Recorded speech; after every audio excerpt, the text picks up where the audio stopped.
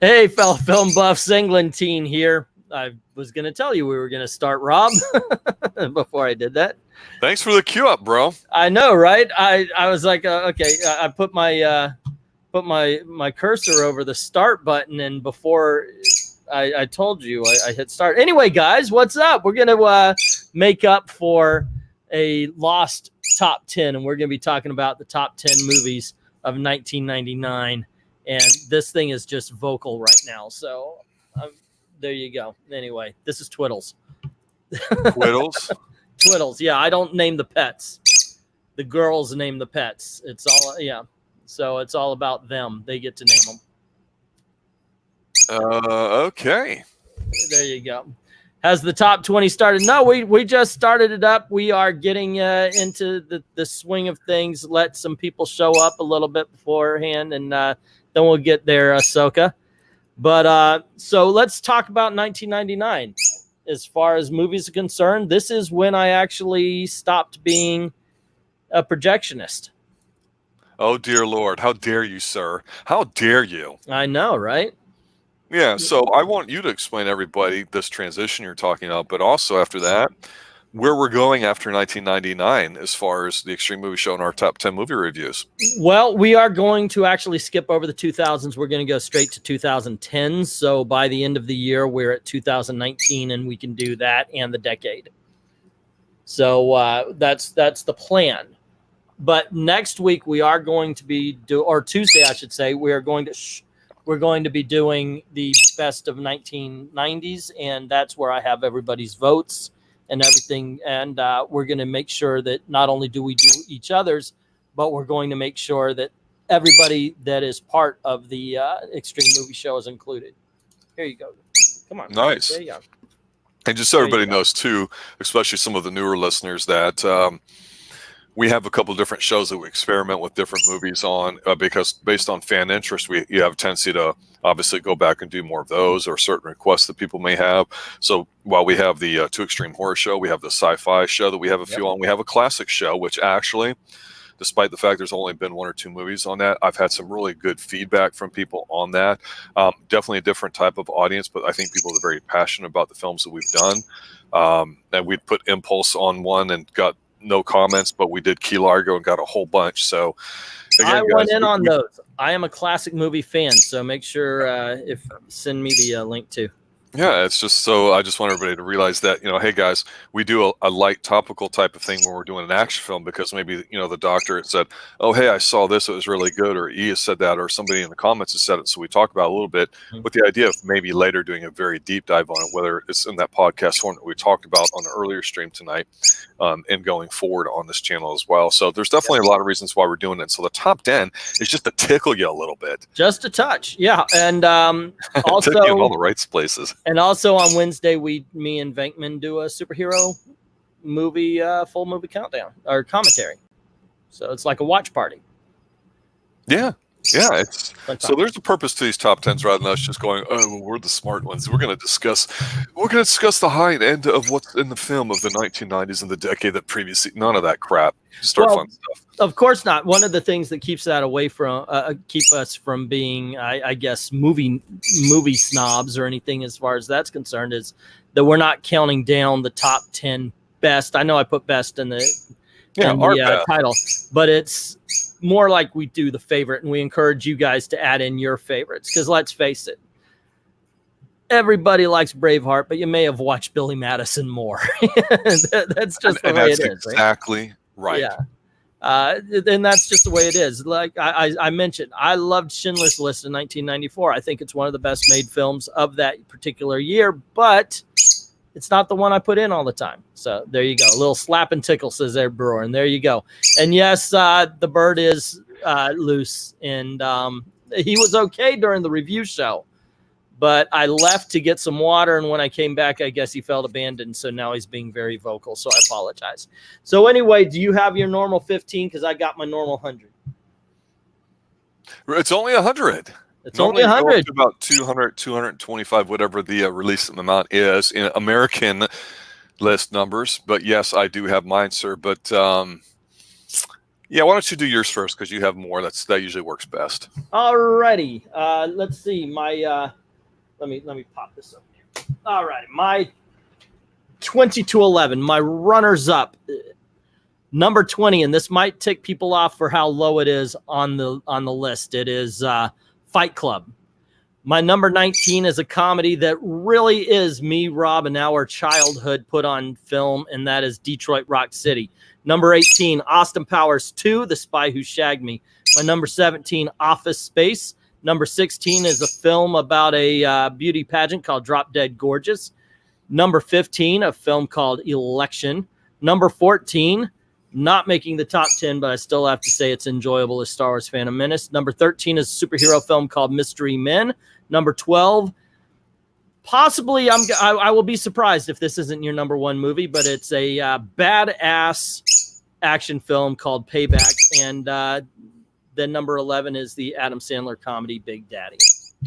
I just been gut punched because I would say, we haven't been sort of patting each other on the back over the past few top 10s for the 1990s, but we've had some films that we've agreed on that we look at, especially with the viewers, and we've only argued about a couple, but I'm just going, wait a minute, what did you have at 20? Fight Club? So you're telling me Detroit Rock City is a better film?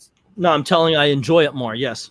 Yeah, I honestly, that's a surprise to me. So I'm just kind of like floored already. I knew that. I knew that right there. This year, just the movies you've named, I'm like, wait a minute, was that your top 10? I know, like what the hell can be left? I know, right? But that's something I've got to say about 1999 is it's that good. I actually thought when I looked over the movies of 1999, I thought, wow, they ended strong. This decade ended with a strong year, and because all of those films I would recommend very highly. So there you go. He was Asaka is liking the bird, so there you go. But yeah, a lot of good stuff there. I knew, by the way, that would be the most controversial. Oh, we didn't mention this, however, but we had like 5 movies last week that we agreed on. So yeah, that was pretty good for us. So what do you have? What are your runner-ups? Let me gather myself here. Okay. I hate doing this, but number 17, Entrapment. Number 16, Stir of Echoes. Okay. Number 15, Deuce Bigalow, Male Gigolo. Oh, it's funny. It has its moments. It's harmless fun. Did you say steak? and it's got a really great John Forsythe's in it as the bad guy, or a bad guy, or a cop in there that's maybe a bad guy. It's not bad. This movie probably is better than some of the ones above it, but I have it lower on my list, and that's Three Kings. Oh, okay. Yeah. So, and then the next movie that you hate, that's The Talented Mr. Ripley, comes in at number 13. I don't get it. I just don't get it, man. Hey, God bless you for liking it as much as you did. I don't get it. Yeah. Well, it's still only 13th on my list. And speaking of 13th, in the number 12 spot, a movie that when I went to watch, I think nobody did, but it was enjoyable, and I haven't seen it since, and I almost want to go back and watch it. It's The 13th Warrior. Not a bad film. Didn't make my top, but not a bad film. By the way, Twiddles agrees with you guys that maybe Fight Club should have been higher. He started eating the list. There you go. So what do you have next? Well, number 11 is a movie that was definitely a thing at the time. It's very good. I've seen it again lately, and it's all right, but I think it kind of fades with time. I'm not going to say that it doesn't hold up. It's nice, but it just doesn't have staying power, and that's the whole American Pie phenomenon. So it came in at number 11. I thought it would be higher just based off of how big it was at the time and how much fun it was for people and the characters. And I remember that was also a movie that we talked about because there were caricatures in American Pie, but some of the caricatures fit the people, you, myself, Todd, and so forth and so on, because none of them were the jock. None of them were the brain or the athlete that Breakfast Club said, and everybody could be found somewhere in there. Definitely a harsh reminder of, 20, 25 years since we were kids, of the type of way that those roles were shown on film. Like these guys, I looked at them and went, are you kidding me, bro? This guy's your jock. This guy's your stud. This guy's your whatever. Yeah. These guys are all weenies. Yeah, well, high school kids and all in real life are weenies. Yeah, but I take the '80s group over them any day. And I don't mean the I don't mean the Breakfast Club group, but I mean other ones. So anyway, yeah, there you go, number 11. All righty. Okay. What do we have here? Not talking about the bird. Let's see. I love 1999, said Asaka. Deuce, Ed Brewer says, Bandcamp. Asaka is her runners up, and yes, I'm remembering this time. Sorry. 15 was talented Mr. Ripley. Agreeing with you. Pushing 10. Not a bad film. American Pie at number 13. 12, The Mummy. And 11, Endurance. I do not remember Endurance. So that is odd because I am in the 90s. I am full on about everything. All right. Do you want to start the top 10 or shall I? You shall, sir. I shall. Okie dokie. I think that this may be one of the few. I don't think there's a lot of Kevin Smith movies that made my top 10, but this one did, and it's called Dogma. I really like the way he tore into Catholic dogma. I thought it was funny as hell. It's infinitely quotable, and I know that because me and my wife have infinitely quoted at each other. It's just a lot of fun. I absolutely enjoy this. And judging by your sigh, have you seen this film, or is it just one that you heard about? This was the movie that confirmed, because I don't know if it was his third film, I guess, after Chasing Amy, let's say. At least that's what I'm thinking of it. Film after Chasing Amy? Well, it's his third film because he had Clerks, right? So Clerks, Chasing Amy, and now this. This is the film that confirmed to me. This is his fourth one. Doesn't matter. It still sucks. He jumped a shark. It's all about, him and all this stuff. I didn't think the movie was funny at all. It was a spot fest at best. Not a good movie at all. Not funny. It just isn't. I mean, and like a lot of Kevin Smith stuff, talking about it's more funny and all that, but it's just, other than the idea of a scene where somebody gets ripped or something, it just, too much 90s whiny boy talk and stuff. It's not a good movie. I disagree, obviously. So what do you have at your number 10 that's going to make up for it?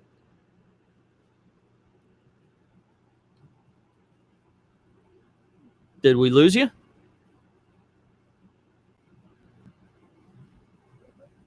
Okay, so can you guys hear him?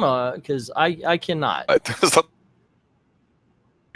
You fine. I hear the bird fine. Okay, there we go. Okay. You're back. All right. So what is your number 10? Number 10 is Election. Okay. My number 15. That is a good movie, sir.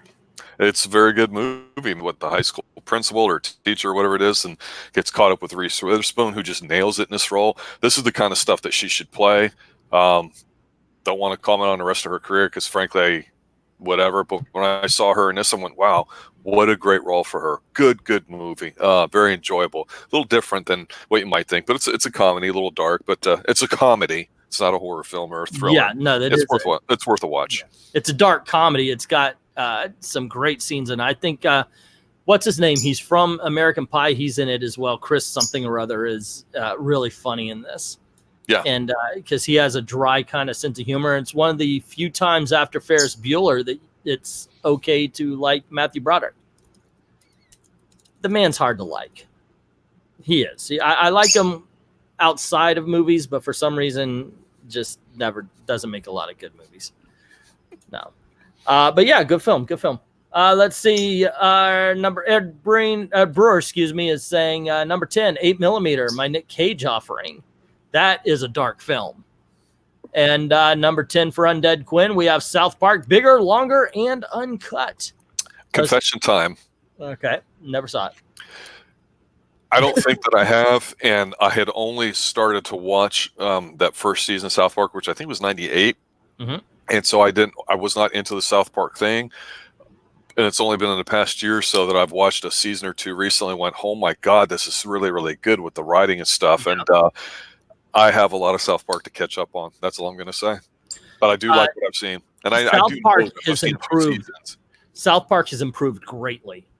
For a while, they lost me. It was like they were just trying to be sick for sick's sake. Right. But recently, they really have been nailing it. Mm-hmm. Let's see. Ahsoka, it was a documentary of Gevres Lasties, 10-meter track event from the 1996 Atlanta Olympic Games. Okay. Number 10 for us. number 10 for Ahsoka, Mickey Blue Eyes. Now, I am a fan, by the way, and I have said many times, but unfortunately, Mickey Blue Eyes didn't make my my top 10. Let's see. Dogma was dog shit. That's actually what Kevin Smith, he went out to one of the protests, and he carried a sign that said Dogma was dog shit. So there you go. Even Kevin Smith agrees with you.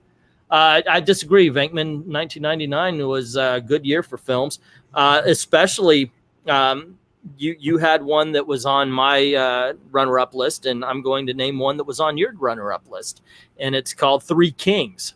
Yeah, it's a good film. Really good war film. Takes place during Desert Storm. It's about these guys who have heard about this stash of Saddam Hussein's gold, and they decide to go rob it. But when they get there, they notice that the Iraqi army is really abusing everybody, and they end up getting into a firefight, and that kind of changes everything. They do the right thing. They do, and it is absolutely fan-freaking-tastic. I love this film. The dialogue is what really carries this movie. The acting is good, and they do well with what they've got, but thankfully they've got great dialogue to work with, and I think that carries it through. How about you? What do you have at number 9? Number 9 is a movie that was a phenomenon, which has lost a lot of punch, but at the time for what he did, it shocked a lot of people in how good it could be. And no, I don't mean Titanic. I mean The Sixth Sense. That was last year. The Sixth Sense. Okay. Yes, it's one of those slow burns, which a lot of people don't like. Obviously, everybody knows and they make fun of it today. But at the time, what a wonderful movie to go sit back and watch. I really enjoyed it a lot. Now, I don't know so much, but I guess in the right mood, you can get caught up in it. But boy, it really stood out for what it is. And while I enjoyed it, it's not one that, other than rewatching it once you know what it is and you catch certain things and you appreciate the film part to it. Not a lot of people do that. Some do. A lot on the Xtreme Movie Show, I'm sure, do. It's definitely a top 10 film. It's a great film. Well, I got to agree with you. I do think it has its limitations as far as watchability. That's why it didn't make mine.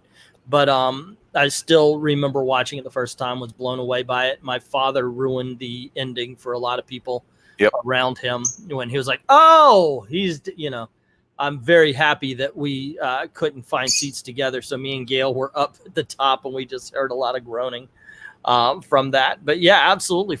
Great film. I totally agree with you. And I feel bad for kids going into it now. It's like us with a shower scene. By the time we got to Psycho, it had been ruined 8 Ways to Sunday.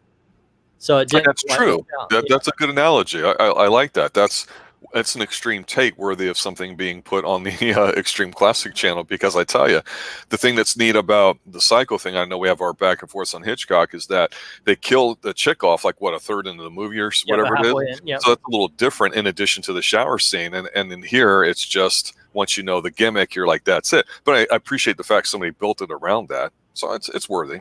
Yeah, well, Psycho is a great film, and so is Sixth Sense.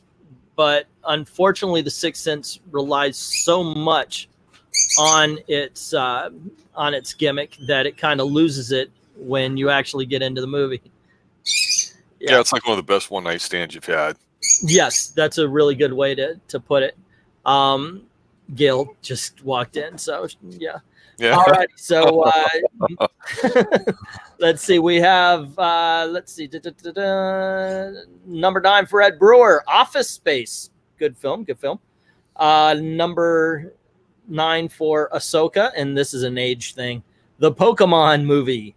And let's see, 2 viewings and it was done, says Ed Brewer. The first. That's about right. Yeah.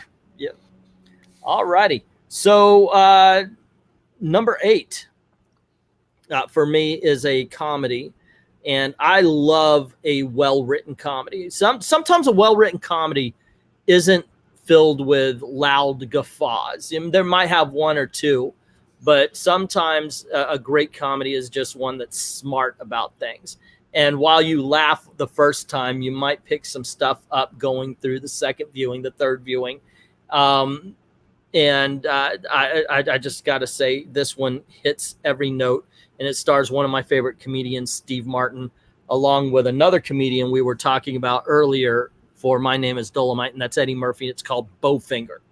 Bowfinger's very good. Bowfinger makes me laugh like a freaking sieve. I cannot drink while I'm watching this movie. It is funny as hell. It shows you the great talent that Steve Martin and Eddie Murphy absolutely. There's a cult. It's obviously it's supposed to be Scientology, and it's called Mindhead. And there's one scene, and this is just it's all in the reading. It's like you said. Are we talking about, is the joke funny or the people funny? And Steve Martin says, well, I understand that you hear it Mindhead, and the way he does it though is like Mindhead. You know what he's saying, and it's just, you got to see the way he reads this line. Eddie Murphy losing it over a script having the letter K in it in a multiple of 3. So he ends up, that means KKK's in that script 1,500 times. What are you trying to say to me? And it's just, the line readings are so incredible. The talent behind this movie is absolutely fan-freaking-tastic. One of my favorite comedies of all time, hands down. And I'm a big Steve Martin fan. What can I say? How That's about true. you? Well, with Steve Martin, I mean, this movie, I remember at the time going, this is different than the stuff that's out there. You mentioned, Dogma earlier and some other things, American Pie, totally different sort of comedy to me, but much, much better than those films. Even though I don't have it high on my list, I recognize it as being, a great comedy film. Yeah, absolutely. Absolutely. Very smart comedy. This is the highest ranked straight comedy in my list. All right, for me at number 8 is Payback with Mel Gibson. I'm surprised it's not your number 1. No, there's plenty of things that are that, and you'll know them when you hear them. Yeah. But Payback's, I love detective stuff. I think this has a great, kind of old school feel to it. Mel Gibson's great in that role. We talked about him in Conspiracy Theory a night or two ago, I think for 97, I believe it was. So Mel Gibson, I could see he had a little bit of renaissance because he never went anywhere, but he was definitely starting to get up there in age. So I guess it's a question of what you're going to be doing. But even looking back on it now, God, this is a nice little gem that he just probably filmed. This is probably his light movie out of like a back-to-back filming type year. And I enjoy it a lot. It's got, I think, Lucy Liu in it too. Oof.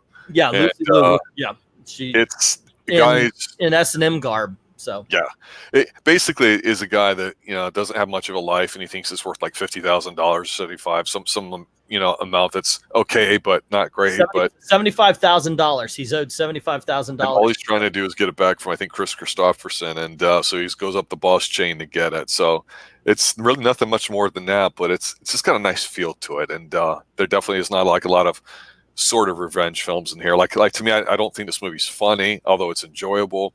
But I don't know if people thought it was supposed to be an action or a thriller, but this stood out because it did not feel like a movie from 1999. But Payback, definitely worth at least one watch. This is the best 1970s movie in the 90s. Yeah. Much like you could see that LA Confidential, that was brought up. It was my number 1 film for 97. That was the best 1940s film in the 90s. This is the best 1970s movie. And it's almost like a grandfather to films like Cell Block 99 that are coming out these days. As a matter of fact, Mel Gibson did a film called Dragged Across the Concrete this year that this is kind of a precursor to. It's a very violent film, and the violence is not happy. This is right. Yeah, this is not Lethal Weapon. Lethal Weapon fiction. Yeah, Lethal Weapon is very much Mel Gibson. He's a superhero. This is just brutal, and it is so entertaining. It's so much fun. I absolutely agree with you on this one. This is a good film. Good film here. Let's see. We got an Undead Quinn giving us his number 9, and that was American Pie. Ahsoka is saying number 8, Universal Soldier: The Return. Ed Brewer. Goldberg was so hot back then. That Goldberg, he's so hot now. Ahsoka Tano, I read hers off. Ed Brewer is saying Idle Hands, mostly for the smoking hot Jessica Alba. I don't know, but I believe this was her first big movie. Let's see. Undead Quinn saying Dudley Do Right. High five. This is a much cleverer film than a lot of people would give it credit to. But then so was George of the Jungle. by the way. One of my favorite parts of Dudley Do Right is when they're rowing away from they went to this Indian show and they're rowing away. She goes, "Gosh, I wish we could stay for the fireworks." And they're literally on a flat lake, and you could see them right. It's just, the way she read that off was absolutely great. Idle Hands, a very average movie overall. I got with Suits worth more than 75. Yeah, that's something I do disagree with Rob on. I think Payback was very funny. Real Venkman is chiming in. Number 10, Fight Club. Number 9, Payback. And number 8, Stir of Echoes. Stir of Echoes is good, yeah. Not bad. Okay, so Ahsoka started her top 10 off with a Hugh Grant film. Not my Hugh Grant film for the year. This one would be at number 7, and it's him and Julia Roberts. It's called Notting Hill. And this is just one hell of a charming movie. I can put it on at any time. It's she, of course, is playing basically Julia Roberts, and she meets this guy from a just normal guy, not connected to Hollywood at all. He's just Joe Normal, runs a bookstore, and it's just about them having a relationship and having to deal with her fame and notoriety and everything. It absolutely works. Like I said, it's a charming love story and very well written, very freaking funny as well.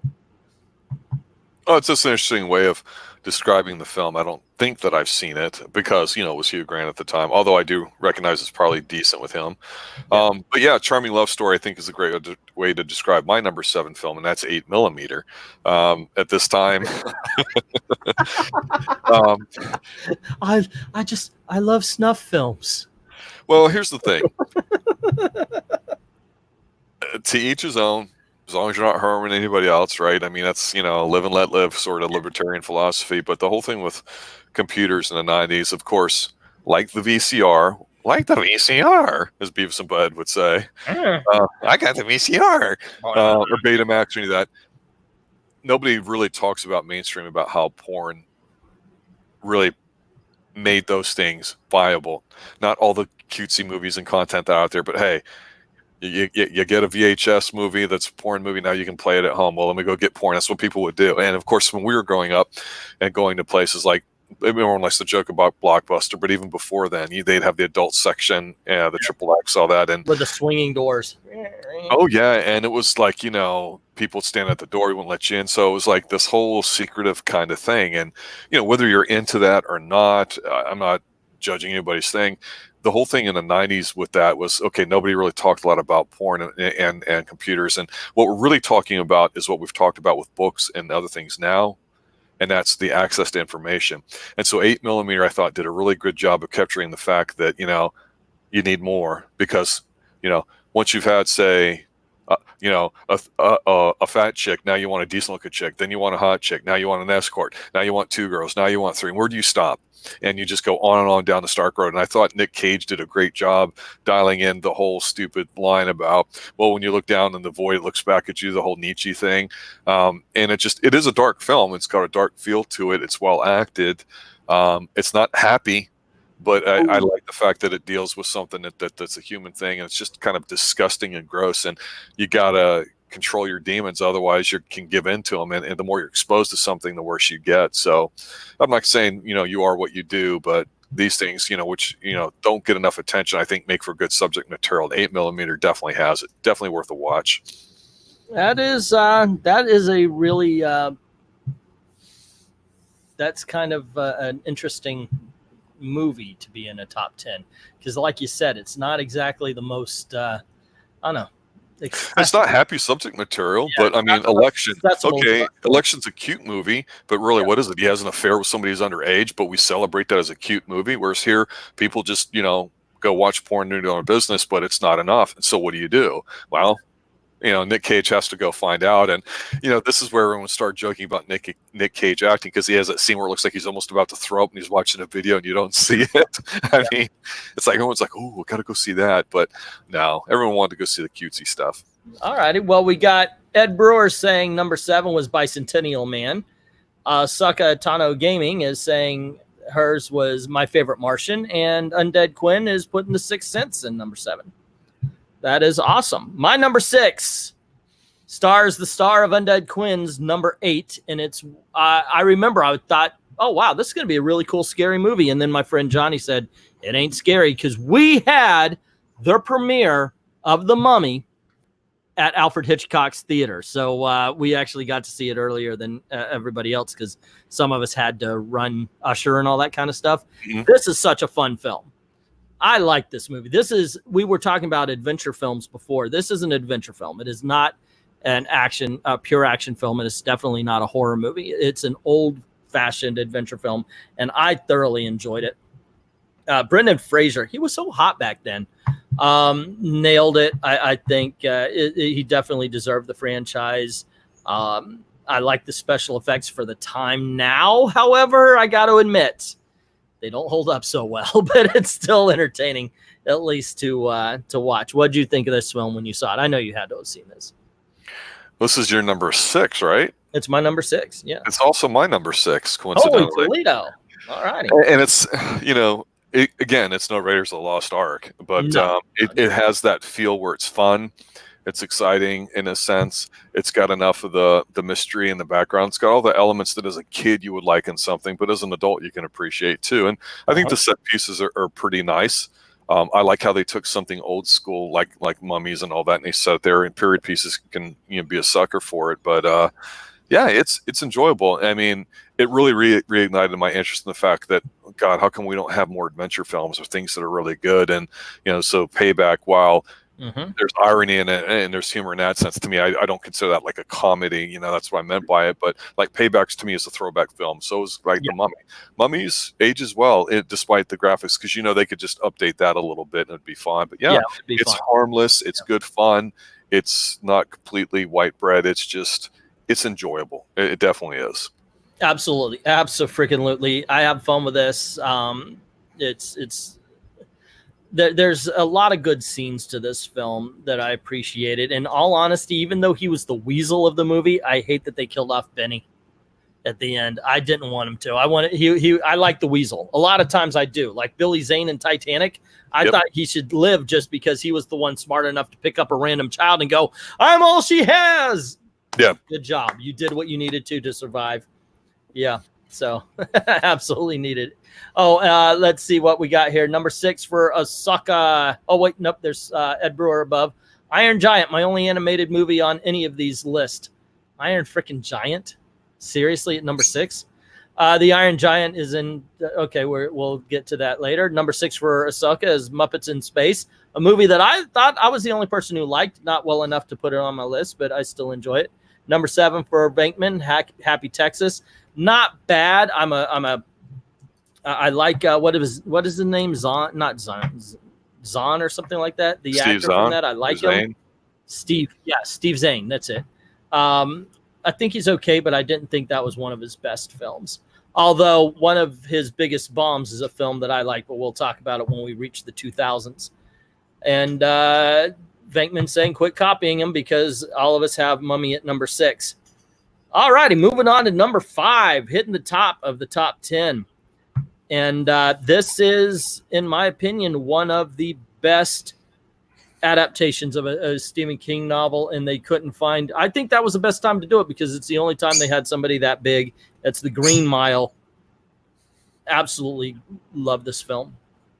And I remember when he had the book come out like once a month or something. It was serialized thing, and I remember what a big deal it was. Everyone was trying to experiment with different formats on releasing media, books, and movies and TV shows. Yeah.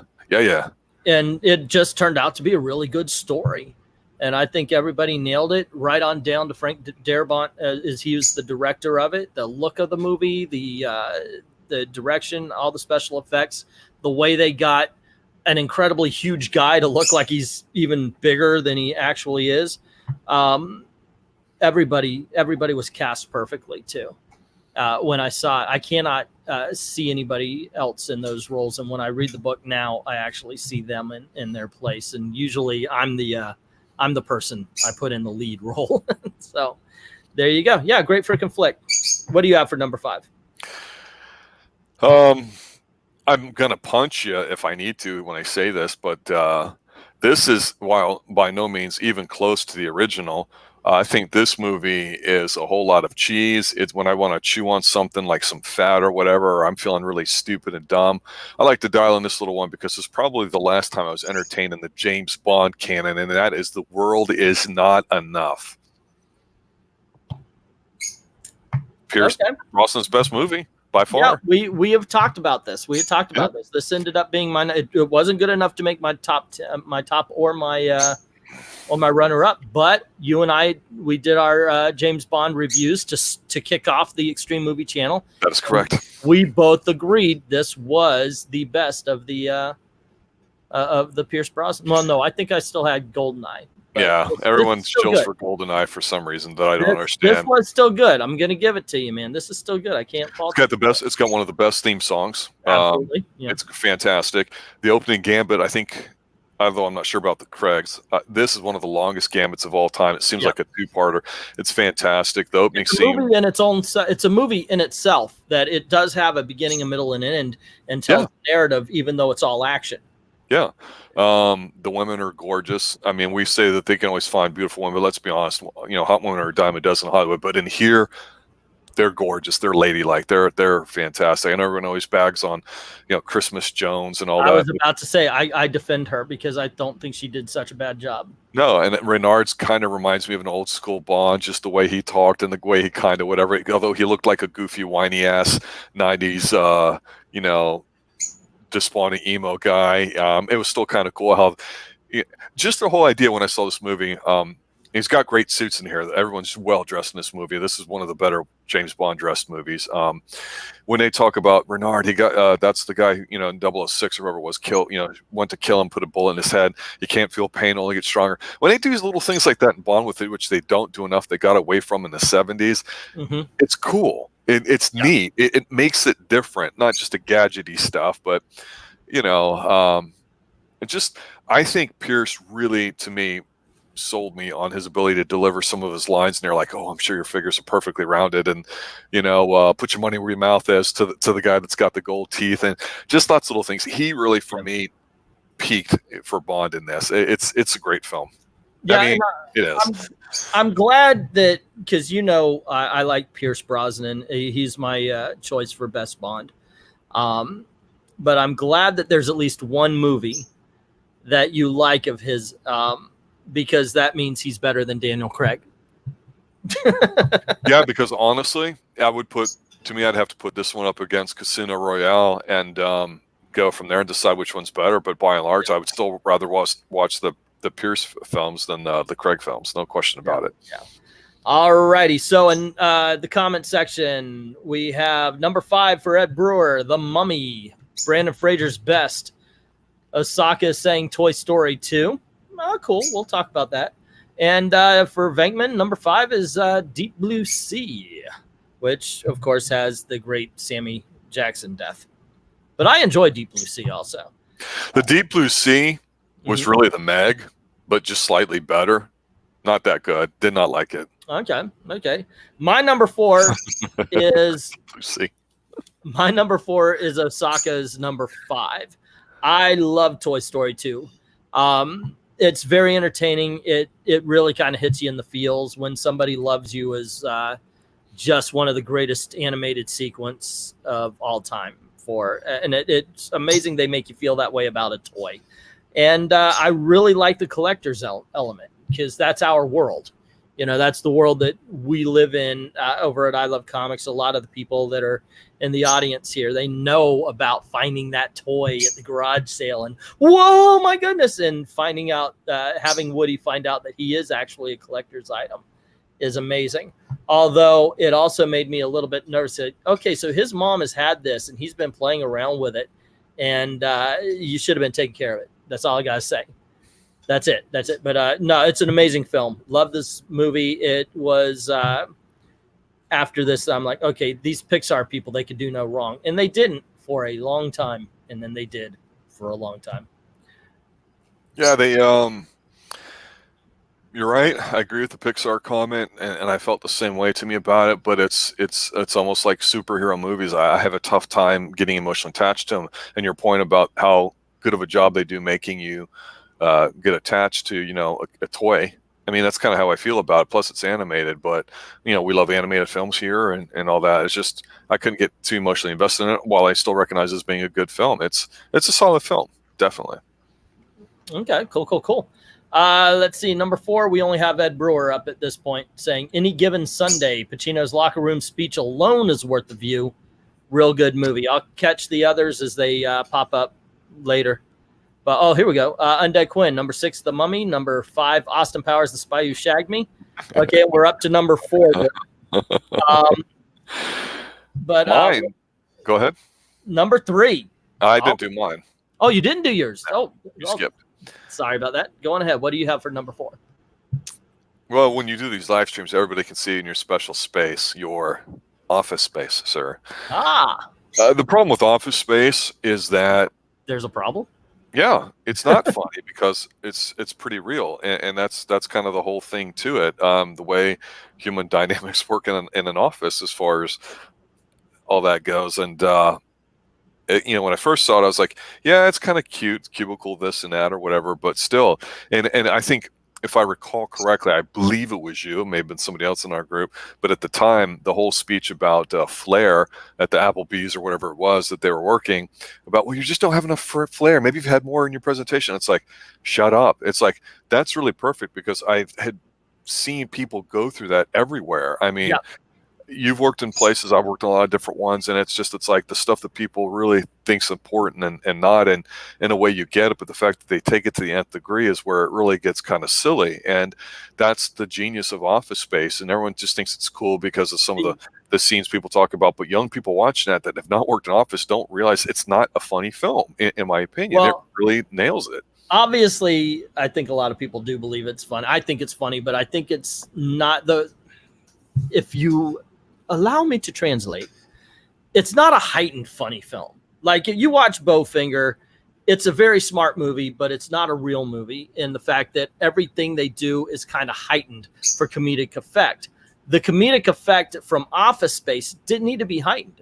Nothing needed to be heightened because having that kind of having all that ridiculousness that you have to go through in your day-to-day work life mirrored back at you is funny enough. You talk about the flair thing. Remember, I was the guy because when I was doing projectionists, they made me wear these big loud suspenders. Why do I gotta wear these loud suspenders if nobody is looking at me? Well, it's part of the uniform. It gets in the way. Why am I wearing? Why do I have this uniform if I am literally in a booth? Nobody sees me all day. I work there 12 freaking hours a day. Nobody looks at me. Well, you got to wear it because it's the uniform. You're not answering the question. You're just like ignoring the whole, that I've had this kind of discussion. And I think that's what really makes Office Space funny is that all it does is hold up a mirror and say, here you go. Like the 4 different bosses coming around to say the same thing and talk about the TPS reports and all that kind of stuff. But that's absolutely true. Mm-hmm. I mean, managers manage, they're horrible people by and large. I mean, HR wasn't as much of a thing then as it was now. Otherwise, I'm sure they'd be lamping in there because they're the worst. Mm-hmm. And it just totally nails just how, the Pareto principle that the people that aren't worth it get promoted and then are stuck in those positions. And so everybody acts out of fear and all that. And then the older I've gotten, more experience I've had with life and working in offices and with different companies, the more serious I take Office Space and go, yeah, it's funny in that sense because you can go, ha, that's pretty true. And they present in a lighthearted way. But yeah, I mean, it's a good film. I think this is Mike Judge. Am I right? Yeah. Mike Judge. Yep. Which, coming from him, I was thinking it was going to be a Beavis and Butthead type film. And to me, it's not. It's very good. And it's very snarky without coming across as being really, really kind of, like you said, smart or heightened. It's definitely a great film. I do have to give it to what was his name? Goldberg or something like that for starting. Because a lot of people get this wrong. He doesn't say, he goes, yeah. like the word starts with an M. Very funny film. But I think it's because it just holds up a mirror. All right, the other number 4 is Undead Quinn is saying number 4, Toy Story 2. Osaka Austin Powers, Spy Who Shagged Me is her number 4, and it's this my stapler. Yeah, I'm gonna burn this place down. All right. You hear Gail? No, it's true. I mean, I've trained people making almost 6 figures that don't know how to cut and paste in Excel, and I'm going, I don't even make near close to that, and yet somehow you're getting this. What the hell do you do? And then my stapler stuff. Are you kidding me? The petty wars that go on here. Oh my God! I wish there'd be another movie like Office Space that could come out that would. I was passed up for management at the theater so many times, and the reason why, I'm too good at my job. That's Nobody else could do my job, so they would hire managers from outside rather than promote me, because it was easier to train a manager than to train people to do my job. And I was like, son of a bitch. So, no, we're still going to fire you, but hey, Michael Bolton's a great name or whatever. Yeah.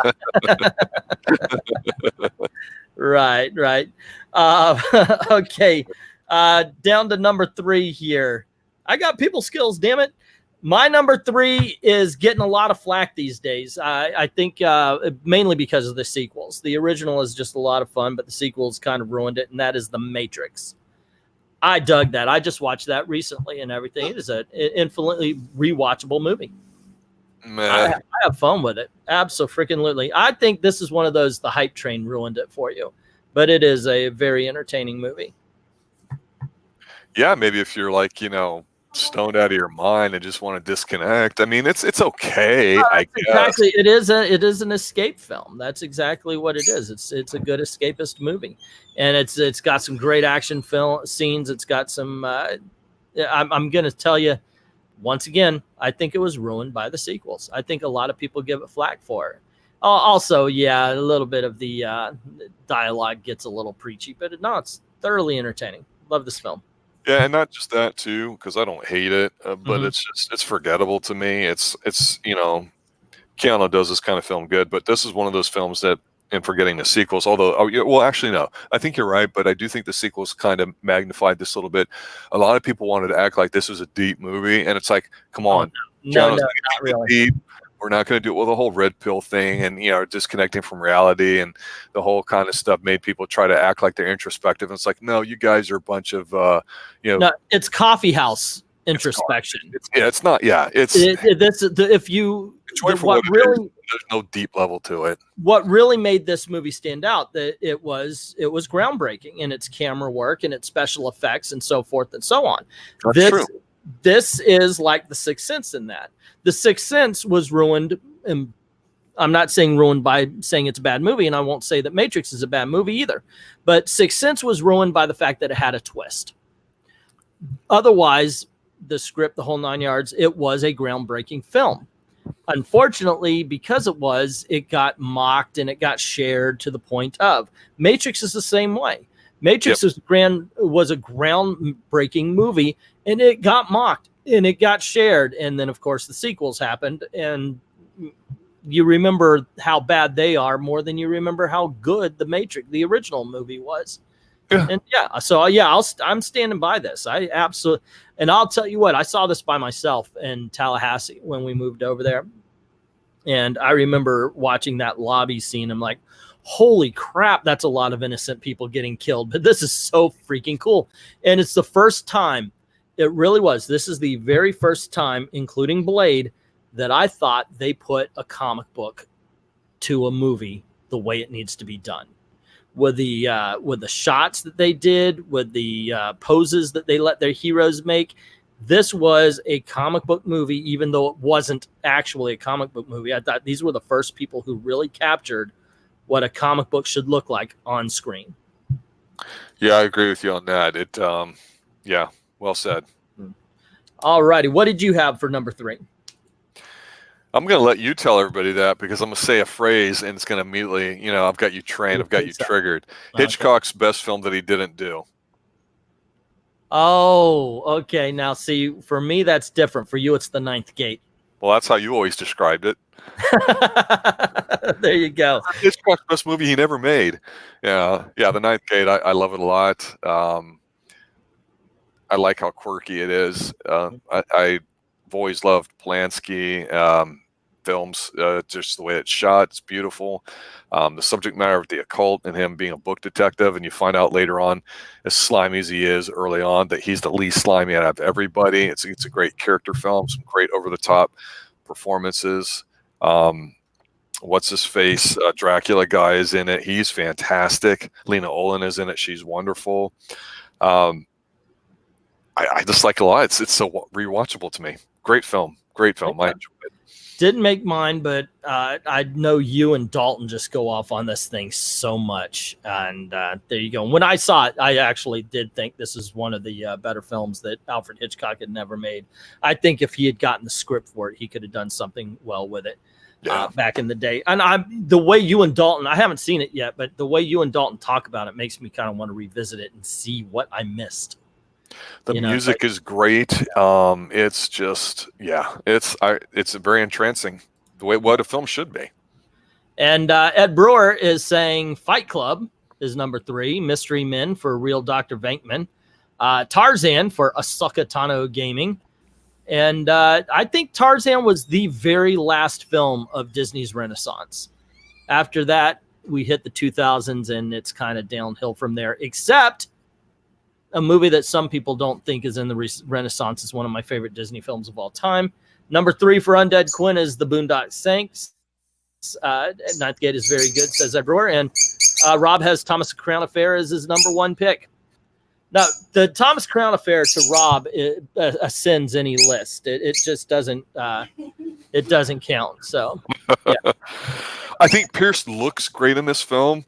I just think it. I mean, this is the whole beta cuck boy thing, before even those words became in existence. I mean, watching this film and zero chemistry at all. So hopefully we won't have to talk about this film because it's not on your list.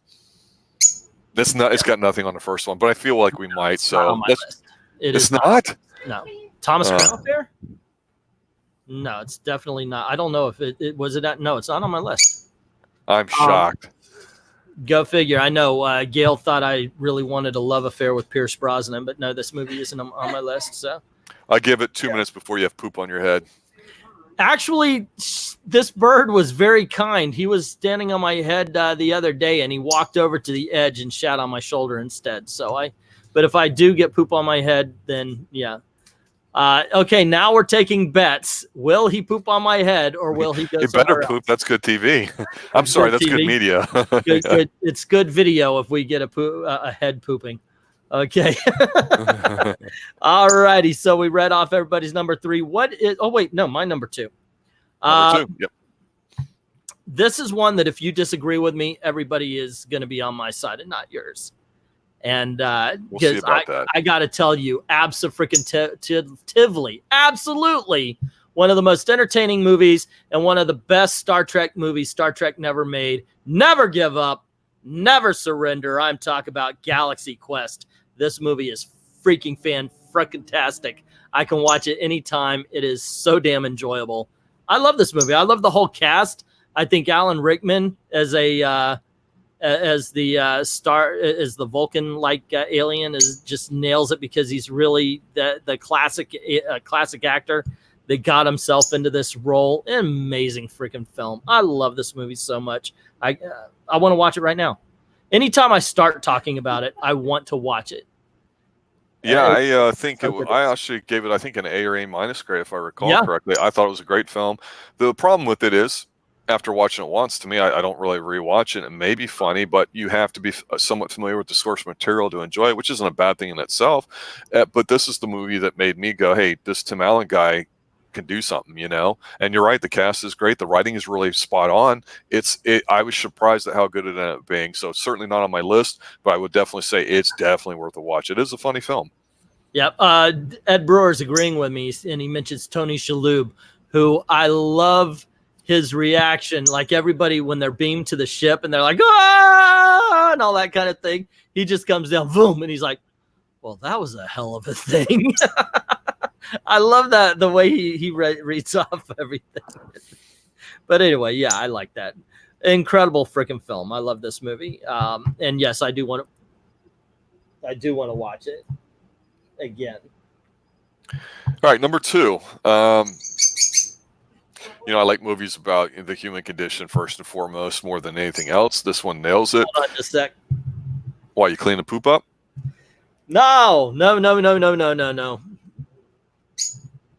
You have a smirk in your voice that only I can hear. You guys were so enamored with poop, you forgot that they do other things too. Tinkle winkle. Pete on Tinkle tinkle. Eglantine Oh, star. he's wet. Okay, that's what it was. Gail gave him a bath. Okay. Woo! I hope so. All righty. Okay, anyway, what's your number 2? The bird smells the cancer. The bird smells the cancer. Dude, don't even. We're at that age, man. Seriously. He goes, the bird smells the cancer. Now, what's your number 2, man? Fight Club. Fight Club. All righty. And this is why you didn't like me having it number 20. Well, because I don't think you can ignore forgetting the acting or the film part of it. Just the whole writing part to it's really strong about roles in society and where you fit in, and I think it's very appropriate at the time where, like I was saying before about 8mm and how you had easy access to porn and lots of things that you didn't have before, and it's hard for people to understand they're young these days that if you wanted to say to learn how to play a song on guitar, even if it was say 3 chords, that it had to be popular enough where it might have gotten published in a book that cost, and I'm ballparking numbers here, 5 times what the minimum wage was at the time. And you'd have to probably take a bus or get somebody to drive you a couple miles to the 1 or 2 guitar music centers in your town. Yeah. And then hope the person who transcribed the tab was somewhat accurate, because sometimes it wasn't, even though they're supposedly musicians. You didn't have all the stuff that you could do it or wait for it was at the library, which people don't go to these days. And I think this movie really nailed it at the right time as far as like, hey, what are our roles? What's all this crap that's being shoved in our face? And, why is it a thing? And part of it is the male. Let's get back in control of who we are and what we've not been programmed to be and what we're turning into. And kind of actually going back a little bit, men have been bashed since at least the 60s or 70s on TV. I mean, a lot about being buffoons and the role of the male in society not being a positive thing. Actually, I'm going to. It's very noticeable about all that stuff. What's that? I'm going to say it really started in the 80s. I think it went back a lot farther than that, but it was very noticeable. Stupid dad with the smart mom and all that. I think that started in the 80s more. I think it was definitely in the 70s with shows like All in the Family. They were trying to make fun of him, and Maude. I mean, all by Norman Lear, but other things too. It's just. I think in the 80s, it was just we don't even need to make fun of him anymore. We're just going to ignore him. And that's when we joke about all the 80s movies. The father's just sitting there in the background, not saying a word. And he's like, yeah, whatever, dear. And he's reading his newspaper all by himself in the chair. That's your 80s father. Yep. Of course, now single moms are celebrated and everything else there too. And men are completely written out. And I'm not trying to bash anything in here, but what I like about Fight Club is they really went into what it means to be a male and to reclaim what is yours without having to feel like this whole PC culture sneaking up on you without it being labeled. It's like you knew something was going on, you didn't know what it was. And again, it all goes back to what's really important, awareness, because if you don't have that, you can't figure out how to deal with something, whether just anything. Go ahead. Fight Club was all about regaining what we used to call maleness, and now you would have it called toxic masculinity. Mm-hmm. And I think it's almost I hate to call this an art, but masculinity is almost a lost art. Well, I joked about not having the reboot of the Thomas Crown Affair on there, and that's because he acts like a little bit of a bitch. He dresses well. He's got a butler. I mean, it's a very sexy kind of thing. Mm-hmm. That in itself is not masculinity. Well, it's the metrosexuality coming out when that became a thing and all that kind of stuff. The thing is, unfortunately, masculinity's become a bad word in some people's lexicon. I've said many times, there's nothing toxic about masculinity. Masculinity is not toxic. It's the behavior that they're talking about. But this movie it's all about trying to regain that masculinity. Unfortunately, some of it is regaining it through that bad behavior. But what they were really talking about, if you watch the film, you see the message and everything, at least what I got out of it was the best way for you to find yourself and find that masculinity, find your manliness, is to strip down what everybody says you have to be in order to be a man, and just be a man. And that's one of the that's one of the better things about that movie. Now, I liked it. The problem I had with it, and the reason why it only made to number 20, is because it's an ugly story about ugly people, and I've held very firmly that I'm not a fan of those. Oh, what's ugly about the story? It's not a bad movie. It's just like I said, it's an ugly film. I just think it's a pretty realistic reflection on what people generally have to go through. Because I mean, as a guy, I joked about Office Space. I say joked about it, but really I was saying about Office Space. It's not a funny film because it's real, and this just takes it to the nth degree. And to me, it's a legitimate topic that nobody really discusses. Everyone's so interested about all these other little small subgroups that are out there, and everybody has their thing that they have to deal with. And dealing with something automatically just doesn't mean you've learned the right way to move forward and have a positive life or anything. But at least in this movie, I mean, even though it supposedly has a twist at the end, but I think most people kind of got a hold of it. I think it's just more about you as an individual person. And some people are born short. If you're born tall, you've got an advantage that other people just don't have, and people don't want to talk about that, how it really is in reality. Same thing with good looks that everybody knows, or being born privileged with money. And it's not a woe is me thing I'm talking about here. It's what can you do with what you have, but you have to have that awareness to accept it. And in a way, that's ugly in itself, because there's a lot of average people out there. Nothing wrong with it. That's what average means. Not good, not bad. But it's not a film that's easily digestible, I think, for a lot of people. And it's certainly not a fun film like The Mummy that you can just kind of like not have to think too hard about. Yeah. But I think it's a film in itself. And it's a fantastic film for all those reasons. There you go. There you go. All righty. Let's catch some number twos here. Ed Brewer, number 2, Galaxy Quest. And I already read what he said about Tony Shalhoub. The bird won it on the vid. Yeah. Sokka saying number 2 is Star Wars Episode 1, The Phantom Menace. Number 2 for Real Dr. Venkman, The Matrix. Number 2 for Undead Quinn, Sleepy Hollow. Ahsoka disagreed with what I had to say about Galaxy Quest. And let's see, Fight Night didn't make her top 20. Al Bundy was the smartest dad of the 90s. I absolutely agree. Summon the Gimp. He is summoned. He is here. But he's not bringing Venkman a nice cold beer. All right. So, yeah. So here's the thing. We're going to get to our number 1. Before we do that, how about you do a rundown of your top 10, sir? All right. Number 10 was Election. Number 9, The Sixth Sense. Number 8 is Payback. Number 7 is 8mm. Number 6, The Mummy. Number 5, Twine, which is The World Is Not Enough. Number 4, Office Space. Number 3, Ninth Gate. And number 2, Fight Club. Okay. Fight Club. I've been writing them down here. So Ninth Gate. What was your number 4? Number 4 was Office Space. Okay. All right. Cool. This helps me when I'm making the thumbnail. All righty.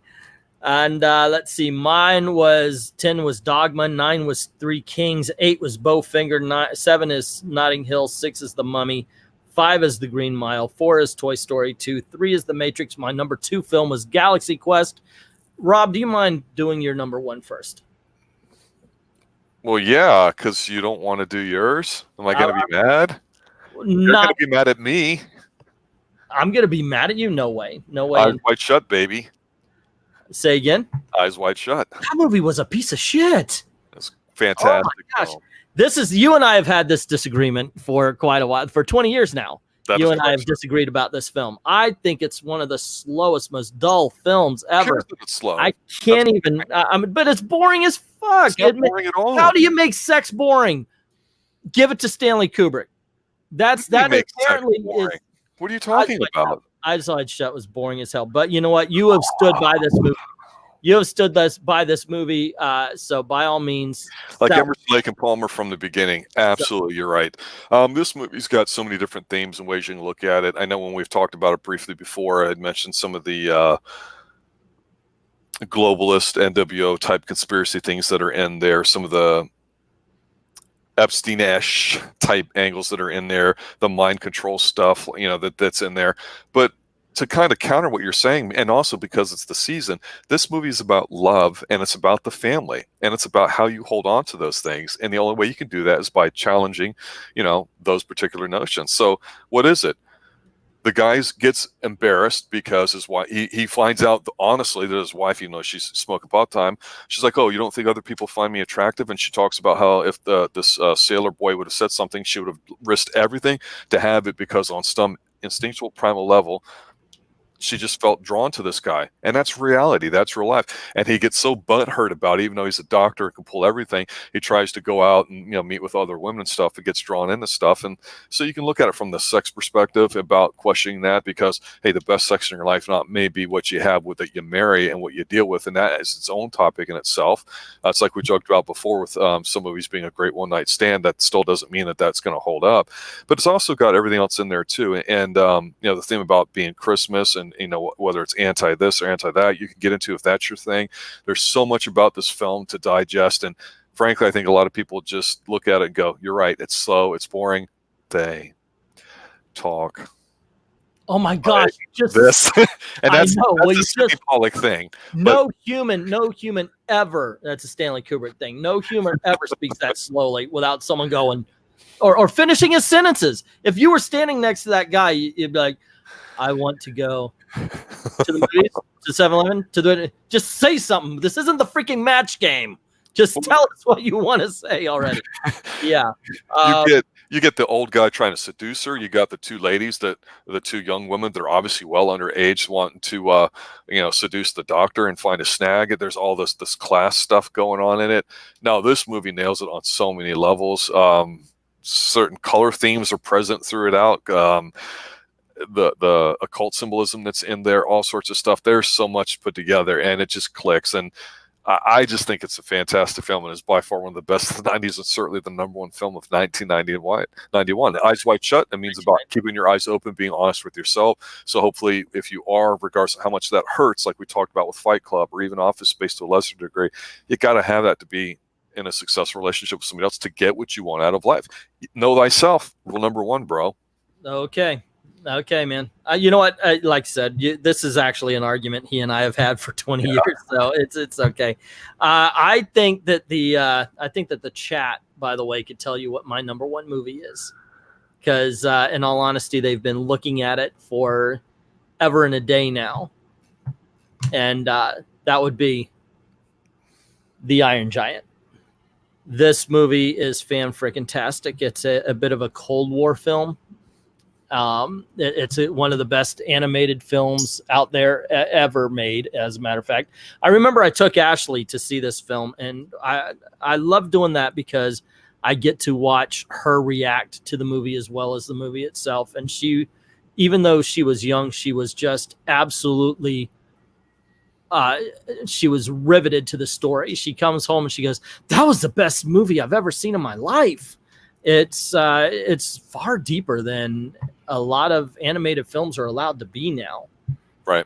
And you've said this from the beginning. I will admit that, everybody else, you've said that from the beginning. You've told me all about it, and I still have not seen it. It's a Cold War film, and it's what to say. So anyway, this kid, it's very much like It Came from Outer Space. Kid's looking out his window, sees something fall. He goes out to find out what it is. Ends up being this giant robot. And of course, the government comes in to try to find him. He befriends this. He's being raised by a single mom, voiced by Jennifer Aniston. He goes to this artist friend of his, voiced by Harry Connick Jr. And it's just basically them, the boy and the robot. It's almost like that, a boy and his robot. And it really just speaks about the Cold War. It speaks about family. It speaks about relationships and how they can, the family can be formed out of anything.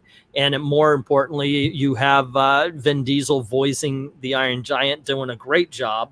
And it's his part of the story is you don't have to be what everybody else says you are. You can create your own existence. You can create your own identity and who you are. And absolutely fan-freaking-tastic film. 100%. I actually struggled just for a second or two about, is it Galaxy Quest or Iron Giant? And when Oh, it came come down on, that's not even close. when it came down to it, I had to do Iron Giant for this one. No, and I wouldn't disagree with you on that alone, because to me, one of my nitpicky things that we've talked about personally with certain things is that it's great when people sit there and say, oh, you need to try harder, you need to do better, you need to suck it up, you need to do all these kinds of things. And the real problem that doesn't get addressed, like I mentioned in Fight Club, is how do you do that? Mm-hmm. So, to me, I like something that at least tries to say, well, this is one way of doing it. And I don't know if the Iron Giant gets to that, but the fact that, to what you're saying about it, I don't know the reason why it was set in the Cold War or anything behind it. It makes me want to watch it. It's on my I need to watch list, which I still haven't seen.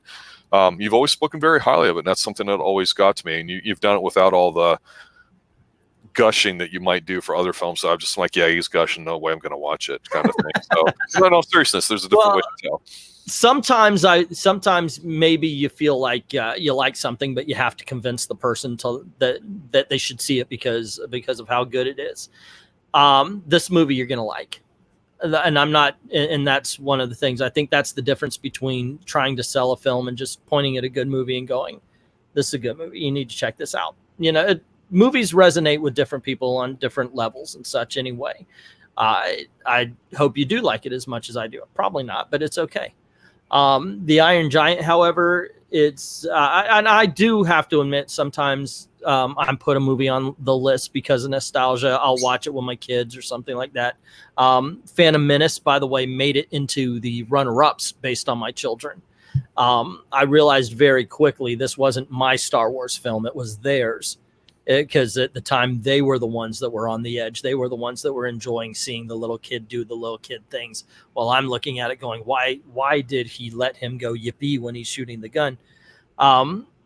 But this was one that I saw and just loved myself, because not only was it a fun boy and his robot story, but it was the Cold War story, and we were the last of the Cold War kids.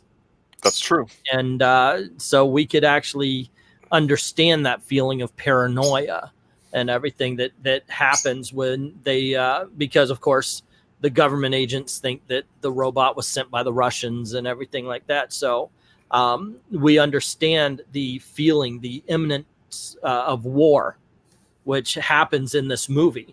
I'm telling you, there's a lot of deep shit in this film, and they deal with that. This entire town just knows that there's going to be war between America and the Russians, and on this one. And yeah, absolutely fantastic film, Rob. Yeah. One quick aside that, you were talking about being Cold War kids. About 10 years ago, our old high school over in Pine Hills, near the Pine Hills Palace, a few miles down the road, was completely torn down and rebuilt. Because, the idea, of course, is that, when you have 50, 60-year-old school, you got to rebuild it, and somehow rebuilding it, renaming it, redoing this and that makes things better, which it never does. Not in that neighborhood. No, but it was that end of life.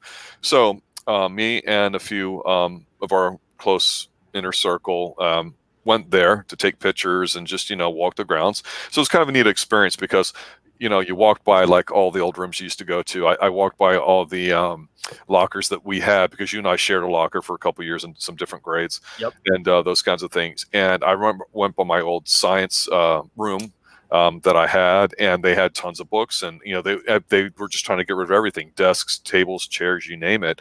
And so I picked up this really, really old, this is nerdy, a science book, and it was back from the 60s, back when it was there, and it's one of their old things, and I still have it in my collection. And it just reminds me of this school, because it was an old school when we went, but the whole Cold War thing was still the thing. We had teachers that went through it. We had teachers that were in World War II. So there's definitely that feel to it that you just can't communicate. And I know the Gulf War and other things have happened since then. I don't know that they have, while they'll have similar horrors and things to share, I don't think it has the same kind of global resonance that it did with a generation like, what we had, or what we heard from, like, say, your father or even our grandparents.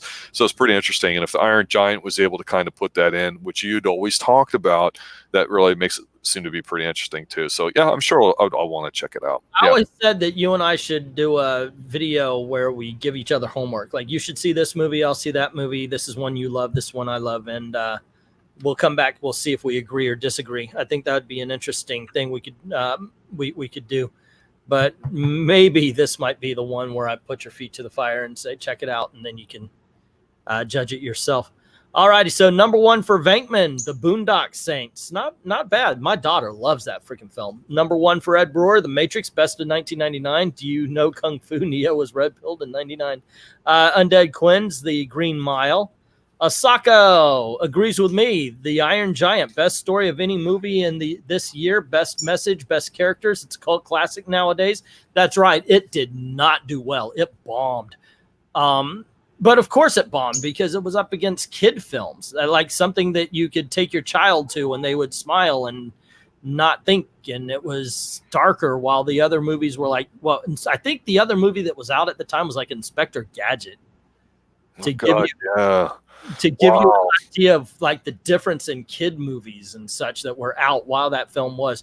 So Inspector Gadget, dumb as freaking hell, easier to digest. Let's see. E chose that horrible Iron Giant movie as his number one.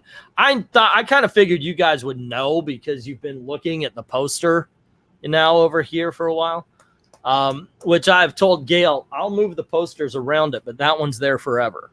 That one's how much I do like that film. Jay Fairclough is offering sexual favors to Dr. Venkman. Let's see. Eyes Wide was butchered by the studio, says Undead Quinn.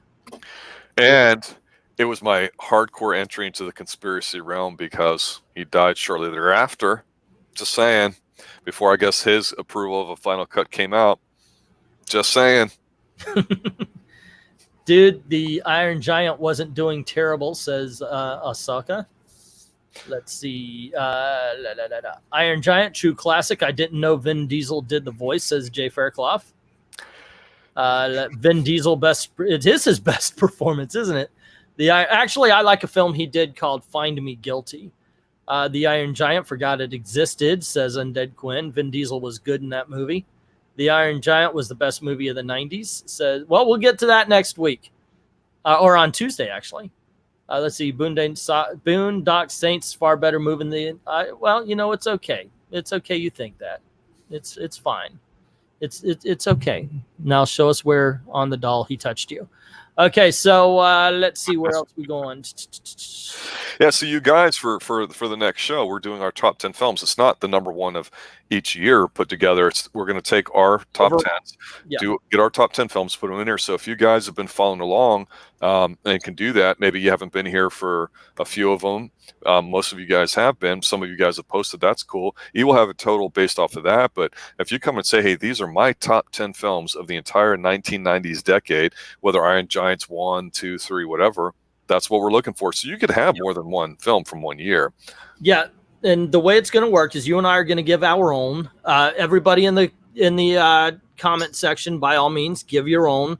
But what I'm going to do is I'm going to take all of it, yours, mine, everybody in the chat that's given one. If you can leave in the comments, it would make it a lot easier, though. And I'm going to tally them up. The ones that have multiple entries in the top 10, it'll be the movies with the most, and then it'll be the position. So if there's like the movies with all, if there's like 10 movies that more than 5 people have mentioned, that's going to be it. And if it, and then it's going to be wheedled down as to the score based on where they are, where number 10 is 1 point, and number 1 is 10 points. So that's how it's going to be scored.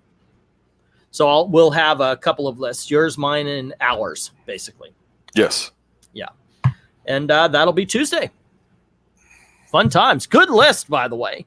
I do like 1999. It was a strong year. The movies that get left off of a top 10 list can sometimes tell you exactly how strong that year is. Yeah, not a bad year. A little bit better than some of the years before. I would agree. Yeah, I would definitely say so. There were a couple of them where I was like, that's my top 10, but I don't think any of these would make it in any of another year. And definitely, I know some of these years these movies wouldn't have even been mentioned in, say, 1983. So, yeah. Yeah, agree, totally. It's not even close. Yeah. All righty, gang. The Iron Giant only hits there. Anyway, guys, once again, thank you very much for joining us. I'm going to clip this before it becomes too long. Thank you very much for including your list. It's always a great time.